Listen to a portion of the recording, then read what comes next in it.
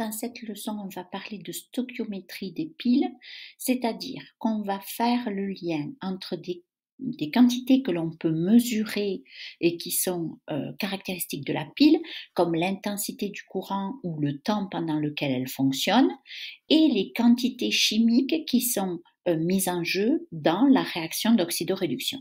Alors d'abord, un petit rappel au niveau des formules. Donc la quantité de charge qui traverse une pile, c'est l'intensité que l'on peut mesurer, l'intensité du courant de la pile, donc le courant, que multiplie le temps. Alors au niveau des unités, la charge est en coulomb, l'intensité est en ampères et le temps est en secondes, parce qu'on a défini l'ampère comme étant la quantité de charge par seconde, donc le nombre de coulombs par seconde. Donc à partir de cette équation, vous pouvez trouver les deux autres. Alors, l'idée, c'est qu'il faut faire un lien entre l'intensité, en fait, et les quantités chimiques, c'est-à-dire les nombres de moles dans l'équation. Alors, l'intensité du courant, comme c'est une quantité de charge dans une quantité d'électrons par seconde, on va faire le lien entre l'intensité du courant et puis le nombre de moles d'électrons. Alors, comment on fait ça? Eh bien, on a défini une constante qu'on a nommée en l'honneur du physicien anglais Michael Faraday. Donc, la constante de Faraday, c'est le grand F. Vous l'avez dans votre livret de données, je vais vous le montrer dans une minute. Et ça correspond à la quantité de charge qu'il y a dans une mole d'électrons. Bon, alors on va aller chercher déjà la charge d'un électron, c'est 1,6 10-19 coulombs. Une mole d'électrons, ça veut dire qu'on a un nombre d'électrons qui correspond au nombre d'Avogadro. Vous voyez, il vous sert.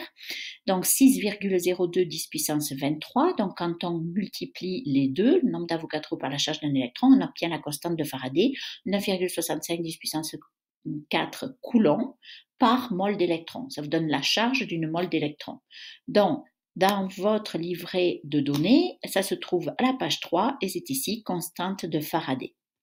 Donc, vous n'avez pas à refaire le calcul que je viens de vous montrer, vous l'utilisez tel quel, mais il faut comprendre ce que représente la constante de Faraday. Donc voilà une formule qui n'est pas dans votre livret de données, mais qui doit venir naturellement si vous avez compris. Le nombre de moles d'électrons échangés pendant une réaction d'oxydoréduction, une demi-réaction, ça va être la quantité de charge divisée par la constante de Faraday.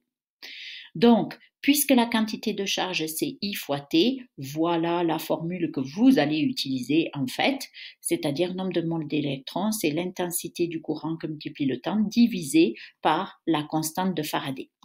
Alors, un exemple simple, si on vous dit une pile fonctionne avec un courant de 2 ampères pendant 10 minutes, quelle est la quantité de charge qui va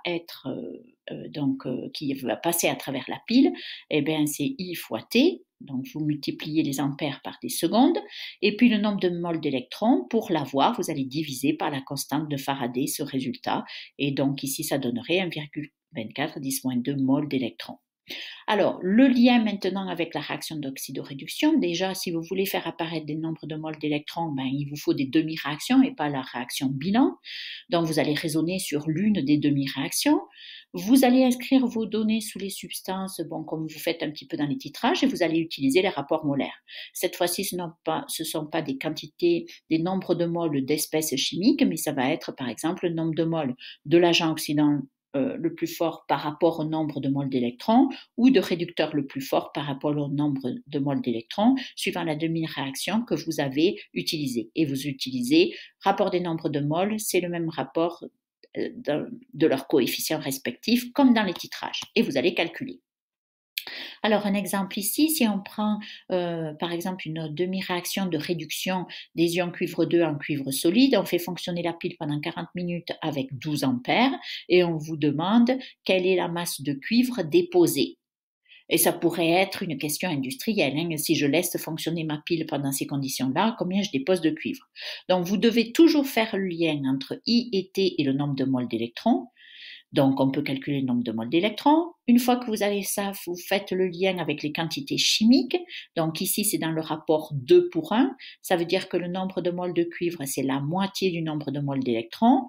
Et à partir du nombre de moles, vous multipliez par la masse molaire pour avoir la masse du cuivre déposé.